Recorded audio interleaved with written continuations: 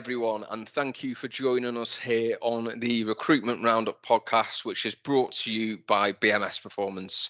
For those of you that are joining us for the first time, BMS Performance is a specialist sales and marketing recruitment consultancy. For the last 30 years, we've been helping businesses across the UK recruit for vacancies at every level.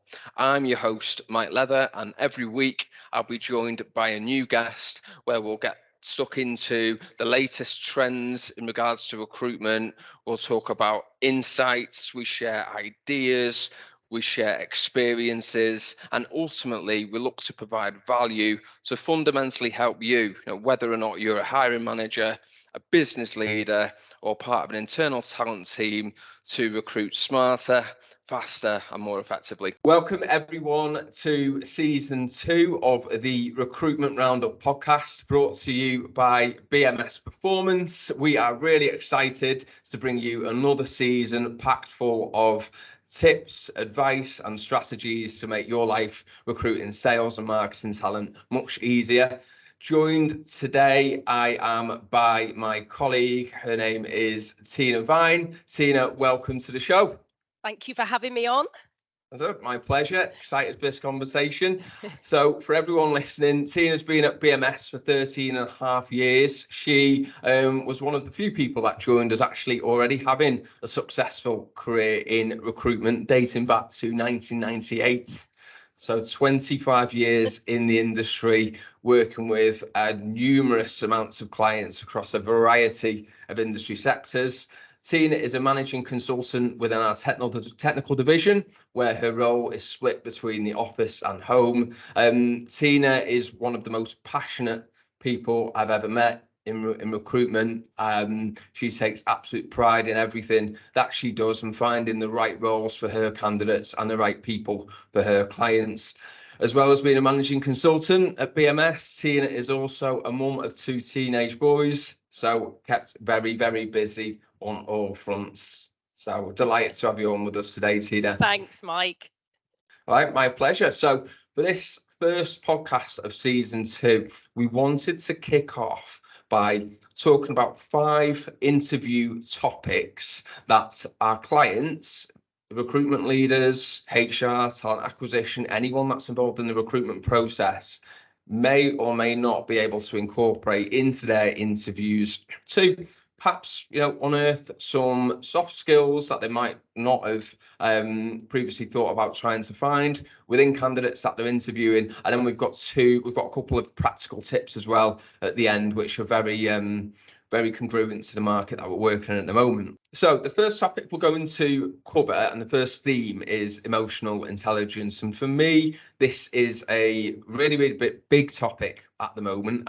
Sales, more than ever now, is an absolute roller coaster, whether you're working in the service sector, whether you're working selling a product, a medical device, IT, technology. It is a hard market, isn't it, at the moment? Yeah. It's more difficult to make sales. It's harder to get companies to part with their investments, part with their revenue in order to buy your products and services. So more often than not, people are faced with more no's than yeses, ever more so at the moment. So this idea of emotional intelligence essentially means people being able to react well to situations that might go against them, as well as not getting too high on the highs, I would say. And it's about incorporating this subject into your interviews so that you can find those individuals that have got good levels of emotional intelligence. Because if we're not doing that and we're bringing someone into the team who has very little to no emotional intelligence, then they can certainly turn out to be the more negative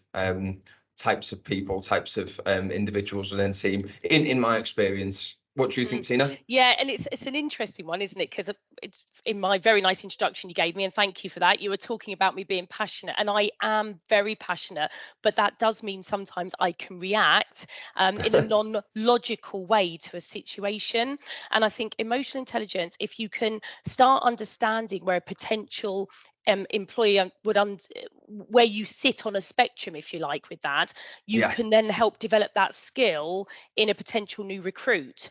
So it's understanding how they would react to a certain situation, or is it just be a knee-jerk reaction, which of course can sometimes make us great salespeople. So yeah, it's a really, we were talking about this and talking about how you would incorporate it into an interview, and it's actually getting potential candidates to talk about examples where they've demonstrated emotional intelligence in their sales position. Yeah. What other questions do you think? Again, for our audience listening to this, we want to equip them with some questions to bring into their tool, their interviewing toolkit that they could ask to to uncover answers on this subject. Yeah, and I think that just picking up on what you said there, it is about, if we can give our clients just a few extra things in their toolkit just to bring out to interview, it's so useful. So, when something goes wrong or against you in a sales environment, how do you remain balanced and not dwell on it? How do you take the emotion out and look at the facts? And this is it'd be quite a good question to ask potential candidates, potential employees. How have you done that? Give an example of when you've demonstrated that in the sales role you're doing at the moment, or perhaps your previous sales position, and get them thinking about perhaps a sale that didn't go the way they wanted, or a candidate that took a counter offer, as in the case of sales recruitment, and then what you had in your locker to back that up. Yeah, brilliant. Yeah, if I can just dovetail with a couple of mine off the back of that as well, I think it's great to ask candidates what their understanding is of emotional intelligence. Give an example of when they feel that they've reacted well to a situation. Give an example of when they reacted poorly to a situation. There's a couple that more could be to personal tag on as that. well, couldn't it? Doesn't just have to be in a work environment. It could be something, we've all got challenges outside of work, especially I know your girls are a lot younger than my boys, are teenage boys, but there's different challenges there, and it's how you react to situations. Yeah, because emotional intelligence is everything. You're quite right. It's professional and it's personal. And as hiring managers, sales leaders, emotional intelligence is also a skill that you want to develop, and we want to help people become better, not just in the workplace, but in the personal lives as well. I certainly feel too.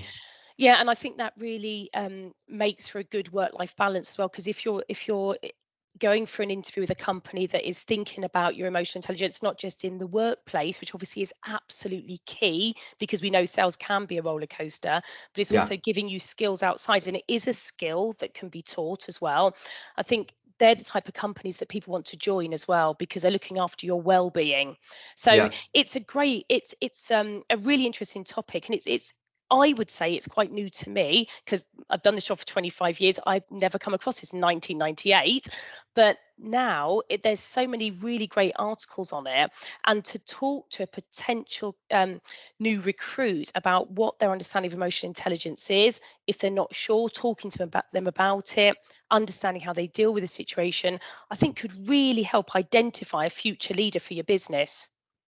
I do as well. Great. Okay, so let's move on. So point 2, intrinsic motivations. So love this.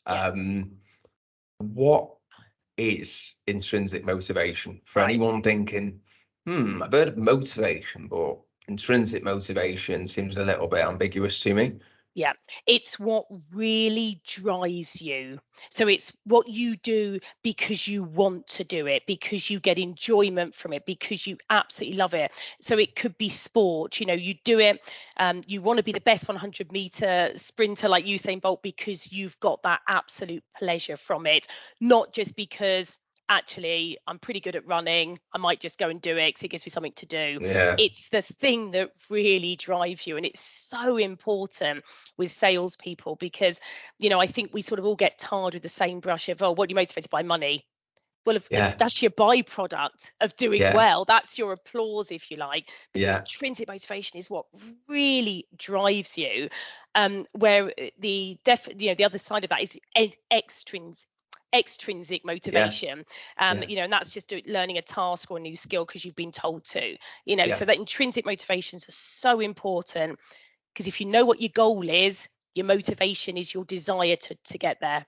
Yeah, this is definitely a subject that does not get asked enough, because if I think about the interview feedback that we take and we talk to a candidate and we say, right, what sort of questions were you asked? Often it'll be what motivates you, what drives you, and people will say money, recognition, a career pathway, but they are just motivations that are fueled by the intrinsic motivation. The intrinsic motivation could be a fear.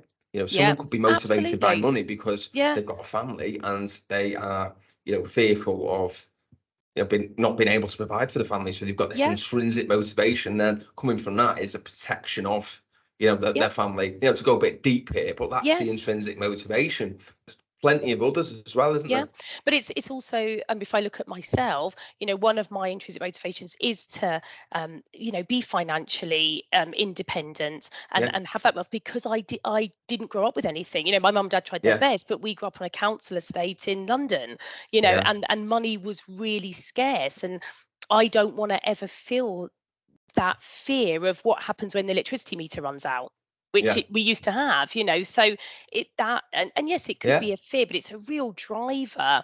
And I think it's so important for companies to really get to that. And I don't think it is personal, because I think if you understand an individual's intrinsic motivation and their desire to succeed, you can align it to where your company's looking to go. And if you get an individual's goal and you understand what their goal is and what their drivers are to achieve that goal, and then where the company's going, if it matches up, it's a pretty good fit for the company and the candidate. And again, that's your future leaders. You're getting somebody who can do the role now, but it's so important.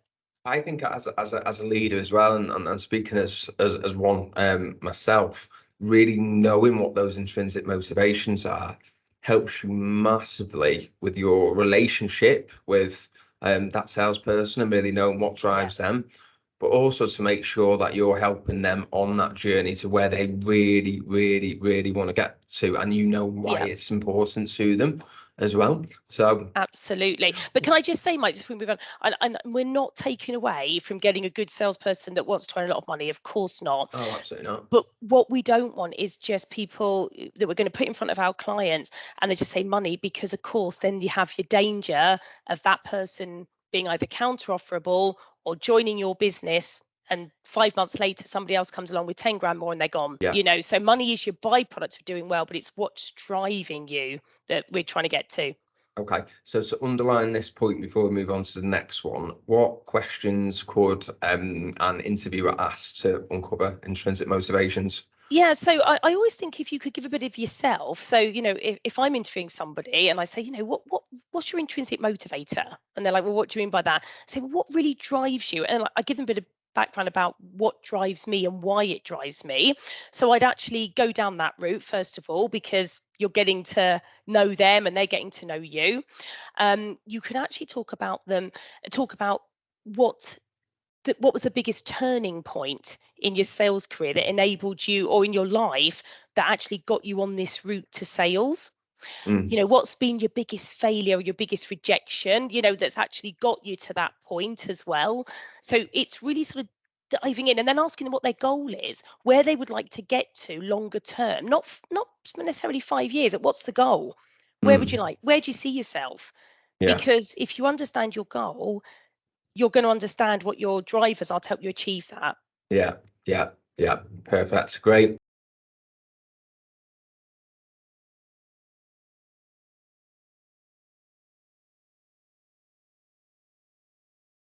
Okay, so on to point 3, which is a subject that is covered in interviews, but again, how much depth is it covered in? And that is the theme of rejection and failure.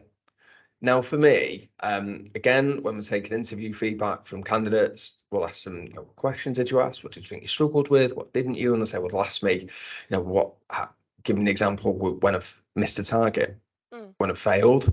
But what I really look for, and talking personally now from when I'm interviewing, is what was the biggest failure in your life? What is the worst time you felt rejection? And you get all types of responses. You get someone who was dumped from the girlfriend that they've been with for 5 years. You get some people, if you're recruiting at the junior end of the spectrum, people with a lack of less sales experience, they might have played professional sport. I interviewed one guy a few weeks back, and he played professional football all the way up until he was 18. He was told that he wasn't big enough, so he was let go, which is a really, really painful situation to be in when you've done something that you love, and then you're told if you're actually physically not big enough, you can't change your physicality.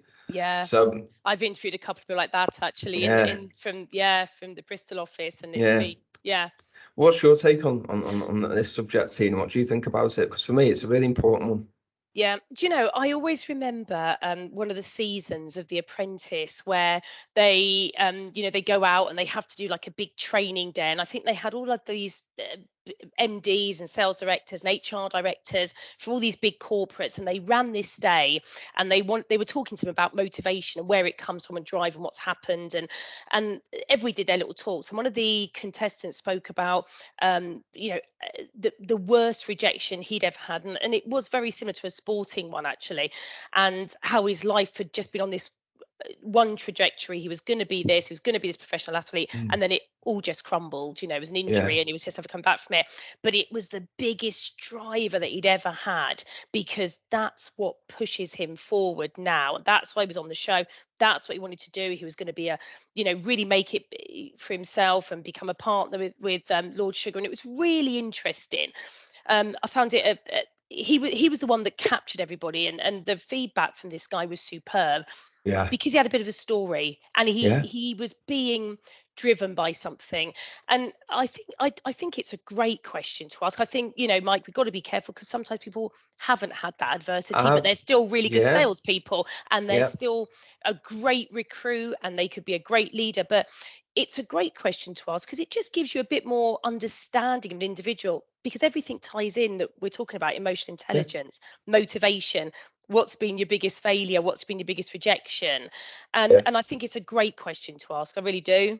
Yeah, I have recruited people that haven't been able to give the strongest answer to this question, because fortunately for them, they hadn't been in a situation where they'd felt utter rejection and utter failure. And there's a lot to be said for that too. But I do think it is an important question to ask, because you're looking about how do people bounce back from it as well. Like, what did you do to recover from that in the first few weeks after it? How did it affect you mentally? What did you put in place to overcome it? And then how did you then set a path to move forward from it? Absolutely. So it ties back in, doesn't it? All ties back into your emotional intelligence, your drivers. So it's such a great thread of questioning, because as we said, at the very beginning, it's about having your toolbox, and you're going to have in your toolbox, what do you sell at the moment? Who do you sell to? What's your targets?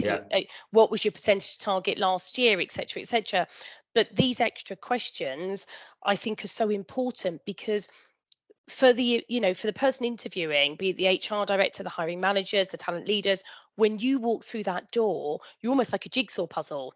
And the aim is to put that jigsaw puzzle together so that they have a complete picture of you, to make an informed decision about whether or not you're right for the job and the company and all of their great opportunities moving forward. So by asking these extra questions, you're pulling all these pieces together. So you're like, actually, this person not only can do a great job, they've got experience planning a territory, but they know how to cope with adversity. They've had some big rejections, and they've come back from them. They've got that emotional intelligence. They've got the drivers.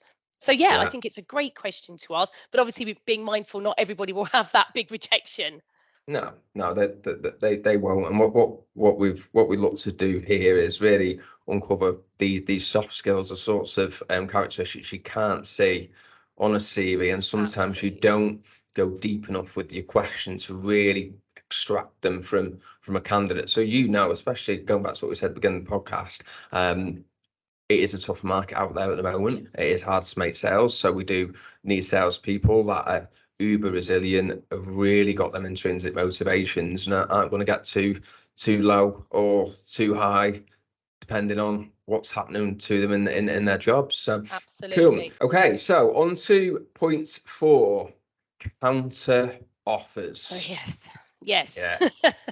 So this is where you really need to dig deep for your emotional intelligence in sales recruitment at the moment. It is, look, the reason that we really wanted to include this on the podcast is because it's it's rife at the moment. Okay, you have a good person working within your business. They come to you, they hand their notice in, even though there is that part of you that is really disappointed. They've gone out to interviews, they've stood up, they've shook somebody's hand across the desk and said, I'm joining you. You still don't want to lose them, because it's just a fact that to recruit somebody in their place is going to be tough, because you've got to go out, find the person, train them up, interview them, including some of these soft skills that we're speaking about, make sure they're right and get them on board. So counter offers are big at the moment. So we're talking to a lot of our clients about the fact that, yes, we're doing our part. From the moment we interview somebody and they register with us, we're talking to them about what could your company do to keep you? Have you discussed this with your current employer, your reason for leaving? But what we'd like to sort of talk to our clients about today is perhaps having this in your toolbox to ask that candidate at interview, to actually start saying to them, okay, let's fast forward, because this is going really well. We really like you. We're obviously going to bring you back for a second interview, or they're at the second interview.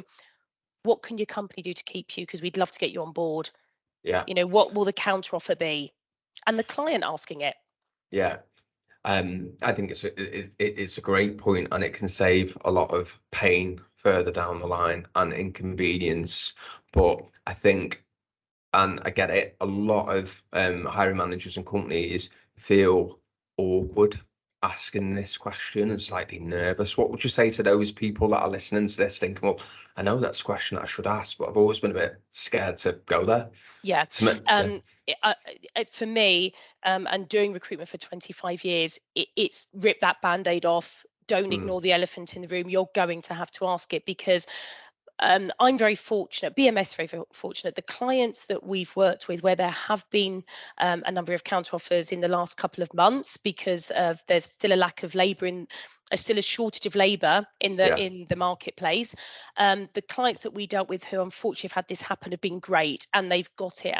And I have one client at the moment that I'm dealing with who I've gone through this with him and said, look, don't be afraid to ask. And he's actually saying to potential candidates, okay, so what would be the situation if your company was to come in with a counter offer? Yeah. What else have you got on the go? What other opportunities are you going out to?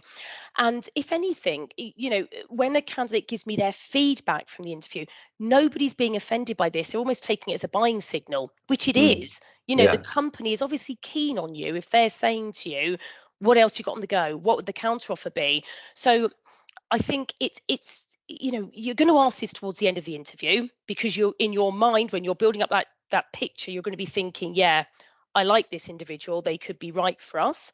Yeah. So by the time you're asking, what else have you got on the go? What would the counter offer be? That candidate and you have had a good rapport. You're going to be, you know, they're not going to be offended by this. They're actually going to be thinking, yeah, okay, this is a buying signal. And that's the feedback I'm getting. So don't be afraid to ask it. It could eliminate a whole load of pain moving forward if they do take one. Yeah. And to dovetail on that, when we ask candidates these questions, they more often than not can give you a pretty clear answer as well as to where they're at and what their current employer could do to keep them as well. I think it goes back as well, though, into the hiring manager, whoever sat in front of that candidate interviewing them, really understanding the reasons for leaving. Yes, absolutely. And getting to the bottom of that. If it's a case of you get a wishy-washy answer, I've got no progression, something like that, well, that is a potential warning sign for a counter offer, because no progression can be sorted quite easily. But there's other reasons for leaving that aren't as easy overcome by their current employer. Yeah, well, it's a really interesting point, because we actually break that down into if somebody is dissatisfied or if they're demotivated. And if somebody is dissatisfied in their role, then those are things that can be turned around. So, look, the car I'm getting is just terrible on the tax. It's just not working for me. The benefit in kind is so high. We get them an opportunity, get them an offer. They go back to their employer. Oh, Mike, why didn't you say something? We'll get you a hybrid. Your benefit in kind tax goes right the way down. That's your reason for leaving gone. Yeah. And that counter offer is going to be taken. So what we're trying to do, and this is why we really want to work in partnership with our clients at BMS, and and hopefully they're finding these tips really helpful, is for you to be talking to them as well, because we'll be talking to them about what their real reasons for leaving are. So they want to progress. The only way to do that is to move from Manchester to the office in London. That's not going to happen. The kids are settled in school, they're happy there, their family there, they're not going to move. That's a genuine reason for leaving. Yeah. That company cannot satisfy that. They cannot turn that demotivator around. Yeah. So then we keep speaking to our candidates about that, and that's what a client can do as well when they're talking to them at interview. It's being so mindful of those reasons for leaving, because that's what we want to do with our clients, so that we're working together to make sure that it's being brought up when they're doing the interviews the whole time. So is that still the reason for leaving? It is. Okay, that's your first stage. So first stage interview, you said you're looking to leave because of this, this and this. Is that still the case? Yes, it is. We're checking in as well, so that when they get the offer, they hand the notice in, we know that nothing can be done. Yeah, great advice. Great advice for everyone listening. Tina, thanks really for that. Important at the moment as well. Yeah, it is. It is. We've definitely seen an increase in the rise of counter offers being made by employers. So last but definitely not least, the subject, and again another awkward one, of finding out what other opportunities that candidate is working towards. And Tina, this was one that you really wanted to bring to the table in this podcast. Yeah. And again, so I have another client, and these clients have been great, I have to say, because again, the shortage of labour in the market, who has made an offer, candidate accepted. This was back in May. And fantastic candidate, great guy. I went through what else you got on the go, but didn't once we got the offer. It was all thought we'd all done and dusted. The client didn't, and unfortunately something else which was bubbling away has come through, and they've taken that role. And I think the conversations the client and I have had is, right, when you're interviewing now moving forward, because they're seeing some other great people through us, is not only what will the counter offer, but what other opportunities are you going out to at the moment? Where does this one sit within those opportunities? And what is it you really like about it? So if they say it sits first, it's my favorite. Why? What do you like about it?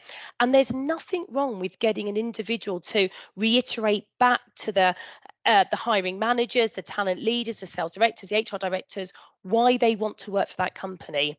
Yeah. There's nothing wrong with that, of getting them to reiterate back once they've gone through what else they've got on the go. But again, I understand it can be seen as a bit of a difficult question, but it's a fair question. It's a totally fair question. What else are you going out to? Yeah, absolutely. Absolutely. And again, take it as a compliment. If you're asking that as a client, you're giving them a buying signal. I like this person here. What else are you going out to? What other companies are you interviewing with?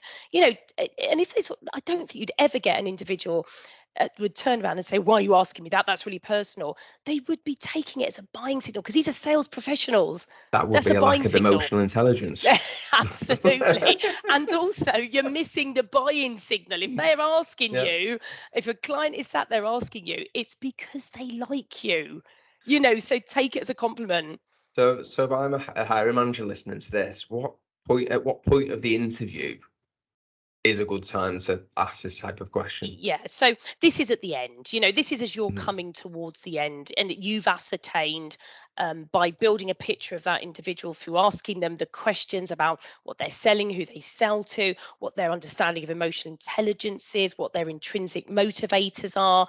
You've gone through all of that, and you're getting towards the end. And if you're sitting there thinking, I want this person to come back for a second interview, I like them, especially now as we come into holiday season, knowing that there might be a lag between first and second, so starting, say, towards the end, okay, I'd love to get you back in for a second, or, we're probably going to sort out a second through the agency perhaps. What other things have you got on the go at the moment? What other interviews have you got coming up? When are they coming up? And then what's the counter offer going to be? But to ask it towards the end when you've built that rapport, definitely. But also when you've built up the understanding if you'd like to bring them back as well. You're not going to ask it if you're not going to bring somebody back. Okay, so let's pretend I'm a candidate and you ask me what else have I got going on.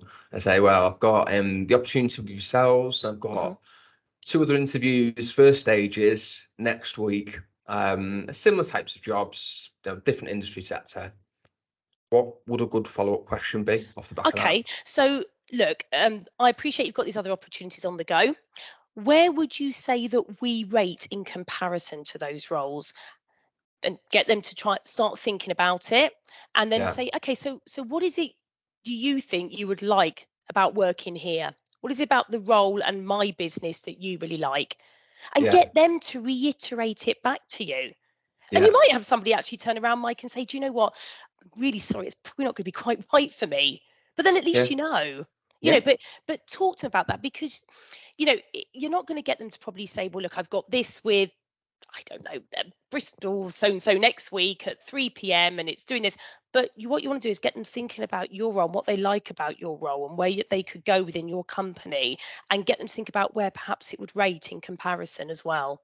Yeah, and if we're just being totally balanced about it as well, and the candidate was to turn around and say, well, actually at the moment it's probably ranking just second against another opportunity, it's a great chance for the interviewers to find out what it is about this other role that makes it rank slightly higher. It could be that there's some information that hasn't been shared with the candidate in that interview, maybe in how they get their leads, or how they manage their time, etc., that the interviewer can then share with the candidate, and it makes it up there. Absolutely. Number 1. Absolutely. And it's all about working in partnership with our clients, so that rather than just us saying this to them, the client saying this to them. So it's coming from, I don't want to say the horse's mouth, so to speak, but it's coming from the source. It's coming from the source as to why it would be great for that individual to join that business. Yeah, and finishing on the note of working in partnerships with our clients, I think it's a good way to end this podcast. So hopefully everyone that's listening to it has found something useful and some takeaways from that. Tina, thank you for joining us. It's been great to have you on, and for kicking off this season 2. Thank you. So again, thank you to everyone that has tuned in for this episode. We will be live with another episode again next week, when my colleague Rob Coombs will be joining the podcast, and we'll be doing a deep dive into counter offers and candidate management after the contract has been signed, which again is a extremely important topic. See you next week. Well, that wraps up another episode of the Recruitment Roundup podcast. Thank you very much for listening to the show, to watching the show. We really appreciate your support. It would be absolutely fantastic if you could give us a rating on Apple, on Spotify, give us a review. Any feedback really helps and is massively appreciated. So thank you once again for joining us, and we will hopefully see you again next week.